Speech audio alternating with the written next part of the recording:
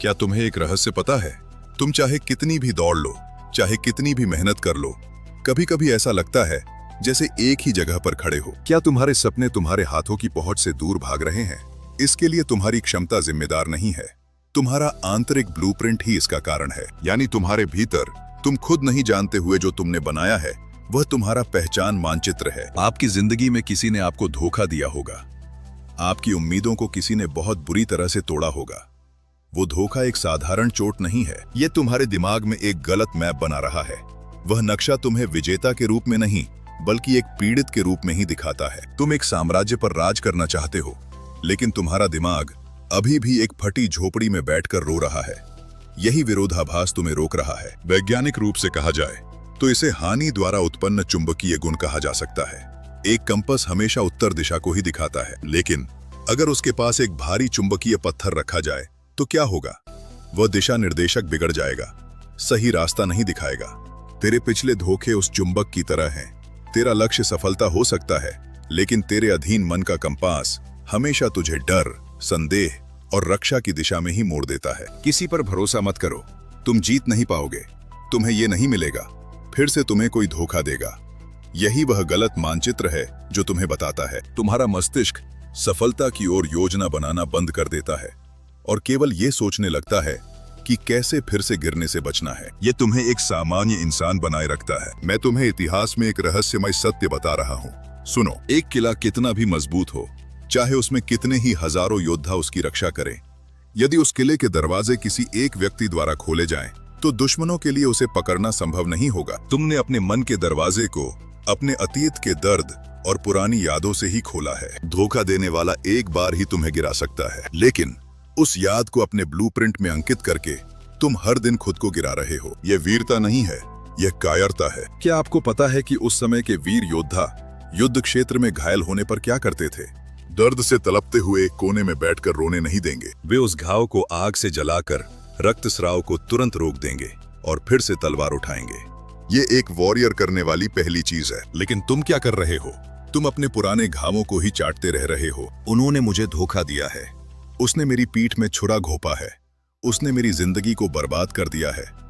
ये विलाप तुम्हारी पहचान को एक पीड़ित के रूप में ही बनाए रखता है। अच्छी तरह से ध्यान रखें, आप एक शिकार करने वाले शेर के रूप में बाहर दिख सकते हैं, लेकिन अगर तुम अपने अंदर के नक्शे में मैं एक घायल हिरण हूं लिखा हुआ रखते हो, तो तुम कभी भी शिकार नहीं कर पाओगे। जंगल तुम्हें कभी भी राजा के रूप में नहीं देखेगा। तुम्हारी आंखें अंधेरे को खोजने के बजाय डरते डरते ये देख रही हैं कि शिकारी कहां आ रहा है। जब तक ये मानसिकता रहेगी, तुम्हारे जीवन में कोई बदलाव नहीं होगा। बस इस नाटक को रोक दो। ये तुम्हारे लिए कड़वा हो सकता है, लेकिन यही तुम्हें जीवित रखने वाली दवा है। उनका तुम्हें धोखा देना उनकी घटिया गुणवत्ता का गुण है, लेकिन इसे सोचते हुए तुम अभी भी एक विजेता नहीं बनना तुम्हारी सबसे बड़ी कमजोरी है। एक वीर वो नहीं होता जो कभी घायल नहीं होता, वो होता है जिसने अपने घावों को अपने साम्राज्य की नींव में बदल दिया। आज हम तुम्हारे दिमाग के इंटरनल मैप में एक बहुत बड़ा सुधार करने जा रहे हैं।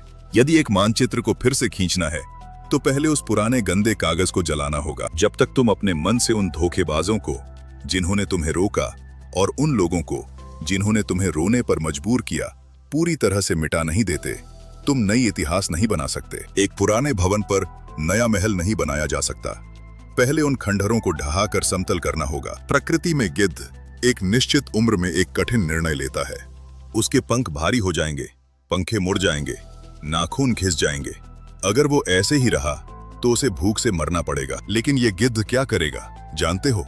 एक ऊंचे पहाड़ की चोटी पर जाएगा, अपने पुराने हिस्से को एक चट्टान पर मारकर तोड़ देता है, पुराने नाखूनों को खींचकर फेंक देता है, वह अपनी भारी पत्तियों को खुद ही गिरा देता है। ये रक्त बहाने वाला दर्द भरा कार्य है, लेकिन वही दर्द अगले 30 वर्षों का जीवन देता है। कुछ महीनों के बाद इसके नए अंक, तेज नाखून और मजबूत पंजे उगेंगे। अब वो पुराना गिद्ध नहीं है, पुनर्जन्म लिया हुआ शिकारी है। क्या तुम अपनी पुरानी पहचान को तोड़ने के लिए तैयार हो? क्या तुम उन लोगों के नाम जिन्होंने तुम्हें धोखा दिया केवल अपनी डायरी से नहीं बल्कि अपनी आत्मा से भी निकालने के लिए तैयार हो? मुझे धोखा दिया गया वाक्य को मिटाकर मैं एक महान युद्ध के लिए तैयार हूँ लिखने का साहस तुम में है, क्योंकि धोखा तुम्हें नष्ट करने के लिए नहीं आया है बल्कि तुम्हारे अंदर के कमजोर इंसान को जलाकर एक मजबूत इंसान को बाहर लाने का एक क्रूर अवसर है जो प्रकृति ने तुम्हें दिया है। उस पुराने मानचित्र पर मौजूद संकीर्ण रास्तों को नष्ट कर दो, उसमें मौजूद भय की सीमाओं को तोड़ दो। ये एक नए परिदृश्य को बनाने का समय है। इसका अगला भाग सबसे महत्वपूर्ण है। हमने बाधाओं को हटा दिया है। अब एक नायक की नई ब्लूप्रिंट को कैसे सटीकता से तैयार किया जाए। तुम्हें गिराने की सोच रखने वालों को भाई कहने लायक एक विशाल सफलता की ओर तुम्हारे मन को कैसे मोड़ना है। आप अपने भविष्य के सपनों को अपने खून से कैसे मैप करेंगे, इसे हम अगले भाग में विस्तार से देखेंगे। अब जो मैंने कहा वो करो। अपने पुराने घावों को कुरेदना बंद करो, उन्हें अपने हथियारों में बदलो। तुम एक पीड़ित नहीं हो, तुम एक विजेता हो। यह अतीत को जोर से कह दो, तेरी नई यात्रा अभी शुरू हो रही है। एक नायक की नई पहचान को कैसे बनाएं? उसी अधिकार और स्पष्टता के साथ। क्या तुमने पुरानी पहचान को जला दिया? क्या तुमने अपने अतीत के उन पुराने कागजों को राख में मिला दिया? अब तुम्हारे हाथ में एक साफ सफेद पन्ना है। यह आपके आंतरिक ब्लूप्रिंट को फिर से तैयार करने का एक बहुत महत्वपूर्ण क्षण है। ध्यान से सुनो, यदि किसी भवन का नक्शा सही नहीं है तो तुम कितनी भी महंगी ईंटें लगाकर उसे बनाओ, वह इमारत एक दिन गिर जाएगी।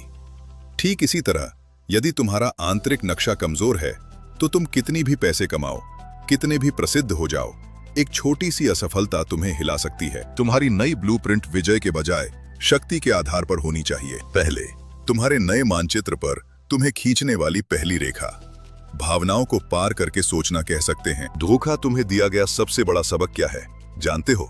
लोग बदल सकते हैं, परिस्थितियां बदल सकती हैं, इसलिए अपनी खुशी या अपनी सफलता को कभी भी दूसरों के हाथ में मत सौंपो। एक वीर व्यक्ति एक चट्टान की तरह होता है। समुद्र की लहरें आकर टकरा सकती हैं, लेकिन चट्टान नहीं हिलती। मैं अपनी भावनाओं का दास नहीं हूं, मैं केवल अपने लक्ष्य का दास हूं। अपने नए मानचित्र पर बड़े अक्षरों में लिखो, अगले युद्ध की रणनीति कह सकते हैं। इतिहास में अलेक्जेंडर से लेकर नेपोलियन तक सभी युद्ध में जाने से पहले नक्शे पर विचार करते थे। उन्हें पता है कि युद्ध के मैदान में वीरता से ज्यादा रणनीति महत्वपूर्ण है। तुम उन लोगों से बदला लेने के बारे में सोच सकते हो जिन्होंने तुम्हारे साथ धोखा किया, लेकिन एक नायक के नक्शे में बदला लेना शब्द के लिए कोई जगह नहीं है, क्योंकि प्रतिशोध तुम्हें अभी भी अतीत से बांधे रखेगा। इसके बजाय विकास की रणनीति अपनाओ। जो लोग तुम्हें गिराने की सोचते हैं, जब वे तुम्हें देखते हैं तो तुम्हें उनके लिए अज्ञात एक ऊंचाई पर होना चाहिए। यही तुम्हारी ओर से उन्हें दी जाने वाली सबसे बड़ी सजा है। तुम्हारी सफलता की आवाज उनके कानों को चीर दे। यहाँ एक महत्वपूर्ण वैज्ञानिक तथ्य बता रहा हूँ। हमारे मस्तिष्क में न्यूरोप्लास्टिसिटी नामक एक गुण होता है, यानी जब तुम बार बार किसी चीज को करते हो या सोचते हो तो तुम्हारे मस्तिष्क में नए तंत्रिका मार्ग बनते हैं। तू इतनी देर से मैं एक असफलता हूँ ऐसा सोचता रहा, इसलिए तेरे दिमाग में असफलता के रास्ते बहुत मजबूत हो गए थे। अब जब तुम हर दिन अपने अंदर कहते हो मैं एक विजेता हूँ, मैं एक नायक हूँ, तब पुराने रास्ते मिट जाते हैं और नए मजबूत रास्ते बनते हैं। ये कोई जादू नहीं है, ये तुम्हारे मस्तिष्क को खुद ही पुनर्संरचना करने का तरीका है। आपके नए चार्ट में तीसरी कॉलम उच्च गुणवत्ता का चक्र कह सकते हैं। अगर एक शेर भेड़ियों के साथ शिकार करने जाता है तो वह अपनी शेरत्व खो देगा। तुम्हारे पुराने नक्शे में तुमने खुद को धोखेबाजों और नकारात्मक लोगों के लिए जगह दी थी, इसलिए तुम गिर गए। अब अपने मानचित्र के चारों ओर किले की दीवारें उठाओ। उन दीवारों के भीतर तुम्हें छोड़कर अधिक शक्तिशाली, अधिक ज्ञानी और तुम्हारी तरह सफल होने के लिए प्रयासरत महायोद्धाओं को ही अनुमति दो। जिसके साथ तुम हो उसी के अनुसार तुम बदल जाओगे। यही प्रकृति का नियम है। जंगल में रहने वाले भेड़ियों में एक गुण होता है, वे कभी भी अकेले शिकार नहीं करते, बल्कि समूह में मिलकर एक बड़े जानवर पर हमला करते हैं। लेकिन शेर ऐसा नहीं है, वह अकेला भी हो तो उसकी गरिमा कम नहीं होती। अपने नए ब्लूप्रिंट में अकेलापन देखकर मत डर। उसी अकेलेपन में तुम्हारी सबसे बड़ी ताकत छिपी हुई है। अपनी कमजोरियों को पहचानने और उन्हें सुधारने का स्थान वही अकेलापन है। ये तुम्हें तराशने के लिए एक शिल्प कला का स्थान है। अब आपके मानचित्र का सबसे महत्वपूर्ण हिस्सा भविष्य की दृष्टि कह सकते हैं। अपने उस जीवन लक्ष्य को अपने मन की आंखों से विस्तार से देखो। आज तुम कहां हो यह महत्वपूर्ण नहीं है, बल्कि अगले 5 वर्षों में तुम कहां होने वाले हो यही महत्वपूर्ण है। उस भविष्य के पहचान को अभी से अपनाओ। एक महावीर अपने मुकुट को पाने से पहले अपने मन में एक राजा की तरह जीता है। उसकी चाल, उसके कपड़े, उसकी बातों में वह अधिकार दिखाई देता है। वही अधिकार अपने जीवन में लाओ। मैं एक बात कहता हूँ, ये वॉरियर आइडेंटिटी मैपिंग एक बार में खत्म होने वाला कार्य नहीं है। यह एक निरंतर यात्रा है। मैं अपनी योजना को फिर से लिखूंगा कहो। हर दिन जब तुम नींद से उठते हो, अपने मानचित्र को जांचो। क्या आज तुम एक नायक की तरह कार्य कर रहे हो या फिर से पुराने बहानों को बताने वाले एक सामान्य इंसान में बदल रहे हो? खुद से यही पूछो। बीते समय ने तुम्हें एक चोट दी है, ये सच है, लेकिन वही चोट तुम्हें एक नई पहचान दी है। धोखा देने वालों का धन्यवाद करो, क्योंकि अगर वे तुम्हें धोखा नहीं देते तो तुम अभी भी एक साधारण इंसान की तरह ही जी रहे होते। वे ही तुम्हारे भीतर से उस महावीर को बाहर लाए थे। अब तुम्हारा नया नक्शा तैयार हो चुका है। अब संकोच मत करो, तलवार उठाओ, अपने लक्ष्य की ओर देखो। इस दुनिया में कमजोरों पर दया की जा सकती है, लेकिन केवल मजबूत लोगों की ही सराहना की जाती है। एक नायक की तरह जीकर खत्म करना ही इस धरती पर तुम्हारे जन्म लेने का अर्थ है। विजय या हार, तेरी वीरता इतिहास में बोली जानी चाहिए। तेरा सफर अब शुरू होता है।